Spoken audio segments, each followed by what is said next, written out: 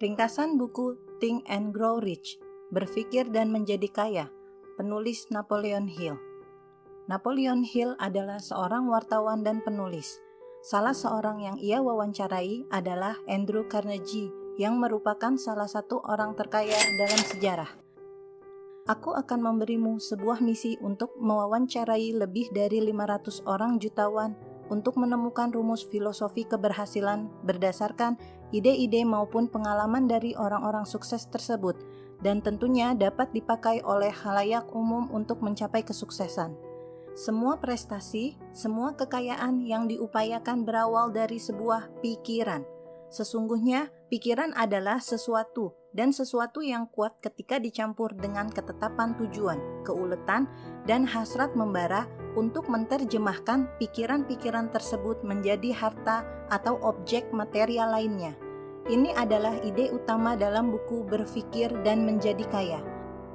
Dalam buku ini ada 13 langkah untuk menjadi kaya dan sukses. Langkah pertama, hasrat. Apabila Anda ingin kaya dan sukses, Anda harus mempunyai hasrat membara, dan Anda harus fokus pada hasrat tersebut. Kemungkinan ini adalah langkah terpenting mengapa Napoleon menaruhnya pada langkah pertama. Dahulu kala, seorang pejuang besar menghadapi musuh yang sangat kuat dan dengan jumlah lebih besar dari pasukannya. Dia bersama pasukan berlayar ke negeri musuh. Sesampainya di sana, dia membakar seluruh kapal. Dan dia berkata, "Kalian lihat kapal sudah terbakar habis. Artinya, kita tidak dapat meninggalkan pantai ini dengan selamat kecuali kita menang." Pada akhirnya mereka menang. Hasrat membara untuk menang sangat penting bagi kesuksesan. Ada 6 langkah mengubah hasrat menjadi keuntungan finansial. 1. Tetapkan dalam pikiran Anda jumlah pasti uang yang Anda inginkan. 2. Tetapkan apa yang Anda berikan sebagai ganti uang yang Anda inginkan. 3. Tetapkan tanggal pasti kapan Anda memilikinya. 4. Buat sebuah rencana pasti untuk meraihnya dan segera mulai dan bertindak, siap atau tidak. 5. Tulis poin 1 sampai dengan 4 menjadi sebuah pernyataan. 6. Baca pernyataan tersebut 2 kali sehari, bangun pagi dan sebelum tidur malam. Pada poin 6 disebut autosugesti, dengan tujuan memberi perintah kepada pikiran bawah sadar. Pikiran bawah sadar hanya akan bertindak atas perintah-perintah yang diberi emosi dan perasaan. Jika Anda tidak pernah melihat kekayaan besar dalam imajinasi Anda tidak akan pernah melihatnya dalam rekening Anda. Thomas Alva Edison pernah bermimpi tentang lampu yang dapat dialiri tenaga listrik. Meski gagal 10.000 kali, ia tetap memegang teguh impiannya sampai berhasil mewujudkannya sebagai sebuah realitas fisik. Langkah kedua, keyakinan. Keyakinan merupakan unsur kimia utama pikiran. Ketika keyakinan dicampur dengan getaran ide, alam bawah sadar akan langsung menangkap getaran tersebut dan menerjemahkan menjadi wujud spiritual serta mentransmisikannya menjadi kecerdasan tak terbatas. Keyakinan sebagai autosugesti adalah kondisi pikiran yang dapat dirangsang atau diciptakan lewat afirmasi atau perintah terus-menerus kepada alam bawah sadar.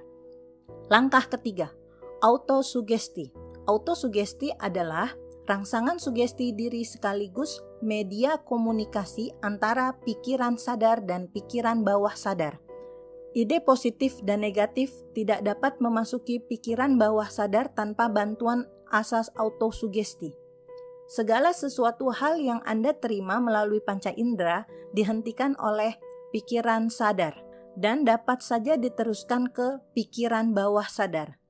Jadi, pikiran sadar bertindak sebagai penjaga gerbang ke pikiran bawah sadar. Pikiran bawah sadar ibarat tanah yang subur. Apabila Anda menaburkan benih pikiran konstruktif seperti berpikir positif, ide-ide kreatif dan inovatif, Anda akan mencapai kesuksesan. Namun sebaliknya, jangan membiarkan ide-ide destruktif mencari jalan masuk ke dalam kebun pikiran yang kaya ini. Langkah keempat, pengetahuan khusus. Ada 2 jenis pengetahuan. pengetahuan yang bersifat umum dan yang bersifat khusus. Orang-orang sukses dalam bidang apapun tidak pernah berhenti mencari pengetahuan khusus yang berhubungan dengan tujuan utama bisnis dan profesi mereka. Pengetahuan bukan kekuatan. Lebih tepatnya adalah potensi kekuatan. Pengetahuan menjadi kekuatan hanya ketika dan jika diatur menjadi rencana yang kemudian diarahkan lewat tindakan ke tujuan pasti. Awal kesuksesan suatu bisnis adalah ide. Ide di sini lahir dari sebuah kebutuhan untuk menjembatani sebuah masalah yang harus diatasi dan dipecahkan. Ide-ide kecil adalah bibit yang menghasilkan kekayaan luar biasa. Tidak ada harga baku untuk sebuah ide yang hebat. Langkah kelima, imajinasi. Imajinasi secara harfiah merupakan bengkel tempat mendesain semua rencana manusia. Berkat kemampuan imajinatif, umat manusia berhasil menemukan dan memanfaatkan lebih banyak kekuatan alam semesta selama 50 tahun belakangan jika dibandingkan masa sebelumnya. Saat ini manusia berhasil menangkap udara dan menggunakannya sebagai sarana berkomunikasi langsung ke seluruh penjuru dunia. Ide adalah imajinasi. Langkah keenam, perencanaan terorganisasi. Jika ingin kaya, Anda harus mempunyai rencana. Ada 4 hal yang harus Anda pikirkan. 1. Ciptakan grup mastermind yang merupakan koordinasi pengetahuan dan upaya dalam semangat keselarasan antara 2 orang atau lebih untuk mencapai suatu tujuan yang pasti. 2. Tentukan apa yang ditawarkan kepada anggota mastermind sebagai imbalan kerjasama mereka. Tidak ada yang mau bekerja tanpa menerima imbalan. 3. Atur pertemuan dengan anggota mastermind minimal 2 minggu sekali. Lebih sering jika mungkin. 4. Jaga keharmonisan sempurna antara diri Anda dan setiap anggota kelompok mastermind. 4 hal inilah yang dapat membuat rencanamu menjadi tindakan. Jika rencana tidak berjalan, gantikan dengan rencana baru. Langkah ketujuh, keputusan. Analisa terhadap 25.000 orang laki-laki dan perempuan yang mengungkapkan fakta bahwa mereka tidak mengambil keputusan apapun dalam hidup, walaupun sebenarnya secara tidak sadar mereka sebenarnya sudah mengambil keputusan untuk tidak melakukan apa-apa dalam hidup mereka. Penundaan juga merupakan musuh yang harus dikalahkan oleh setiap orang. Napoleon menganalisa ratusan milioner dan menemukan setiap dari mereka memiliki kebiasaan cepat dalam mengambil keputusan dan lambat mengubah keputusan. Sebaliknya, orang yang gagal biasanya tidak sama sekali ataupun lambat dalam mengambil keputusan dan cepat serta sering mengubahnya. Sebagian orang yang gagal dalam menghasilkan uang biasanya mudah dipengaruhi oleh opini orang lain. Seringkali kerabat atau teman, meski tidak bermaksud seperti itu, sering mencela lewat opini dan kadang ejekan dengan maksud bercanda. Banyak orang yang mengidap gangguan mental rendah diri akibat hal tersebut. Ingat bahwa opini adalah barang paling murah di dunia. Jika Anda terpengaruh opini ketika mengambil keputusan, Anda tidak akan berhasil dalam hal apapun karena tidak memiliki hasrat sendiri. Langkah ke-8, kegigihan. Landasan kegigihan adalah kekuatan kemauan. Hasrat membara yang diterapkan dengan penuh kegigihan akan menjadi pasangan yang luar biasa, layaknya karbon pada baja. Napoleon secara jujur mengatakan bahwa sumber utama keberhasilan Thomas Alva Edison dan Henry Ford adalah kegigihan. Langkah ke-9, kekuatan mastermind. Untuk mengingat kembali, mastermind merupakan koordinasi pengetahuan dan upaya dalam semangat keselarasan antara 2 orang atau lebih untuk mencapai suatu tujuan yang pasti. Tak seorang pun akan mendapatkan kekuatan besar tanpa memanfaatkan mastermind. Keuntungan terbesar mastermind adalah sinergi. Bayangkan sekelompok baterai elektrik akan menghasilkan lebih banyak energi dibanding satu baterai saja. Namun, Anda harus cermat dalam memilih kelompok mastermind. Langkah ke-10, misteri transmutasi seks. Ada 3 emosi yang paling kuat di antara emosi positif lainnya, yakni keyakinan, cinta, dan seks. Energi seksual adalah energi manusia yang paling kuat, disebabkan intensitas dan daya dorong yang sangat kuat.